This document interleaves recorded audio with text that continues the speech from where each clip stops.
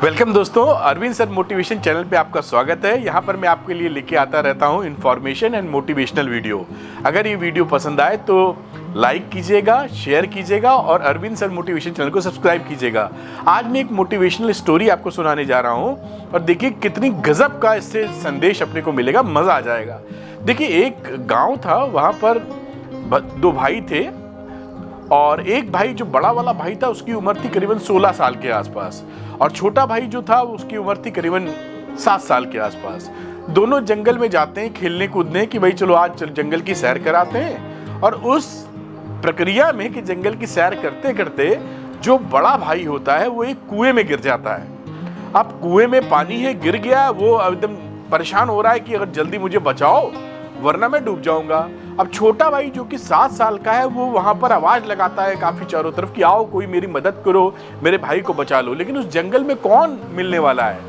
कोई मिलने वाला नहीं है। वो बहुत कोशिश करता है कि कोई उसकी मदद के लिए आ जाए, लेकिन अल्टीमेटली कोई मदद के लिए वह है ही नहीं, तो करेगा कौन? तो वहां पर वो देखता है कि रस्सी और पानी, रस्सी और बाल्टी से रस्सी बंधी हुई पड़ी हुई है।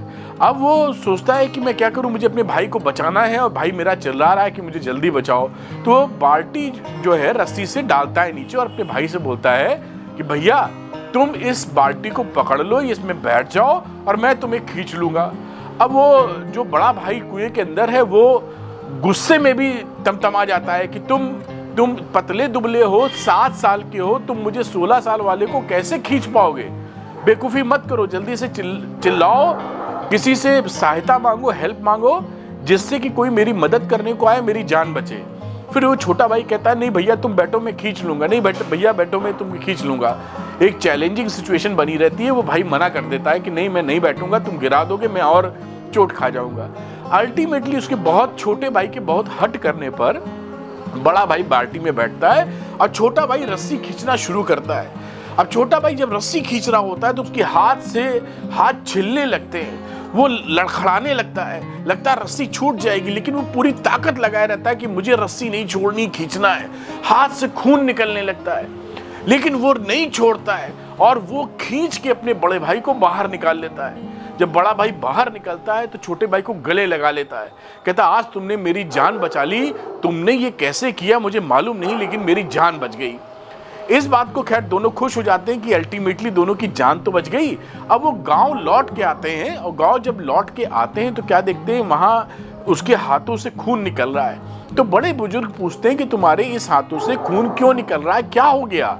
तो बड़ा भाई बताता है कि आज इसने गजब काम किया है, मैं एक कुएं में गिर गया था लेकिन इसने रस्सी डालकर मुझे बाहर खींच लिया।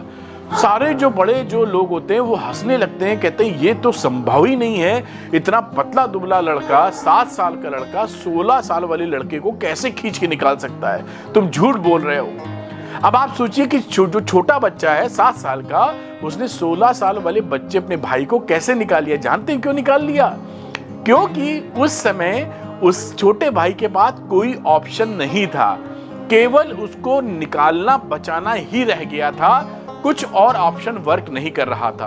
और दूसरी बात, वहां पर और कोई भीड़ नहीं थी जो ये कह सके कि तुमसे ये ना हो पाएगा, तुम अपने बड़े भाई को नहीं निकाल सकते, तुम बहुत कमजोर हो, पतले दुबले हो, 7 साल के हो, तुम्हारा भाई 16 साल का है, तो तुमसे ये नहीं हो पाएगा, तुम इसकी कोशिश ही ना करो। तो जीवन में 2 बड़े फैक्टर हमारे काम के बन जाते हैं, जानते हैं क्या?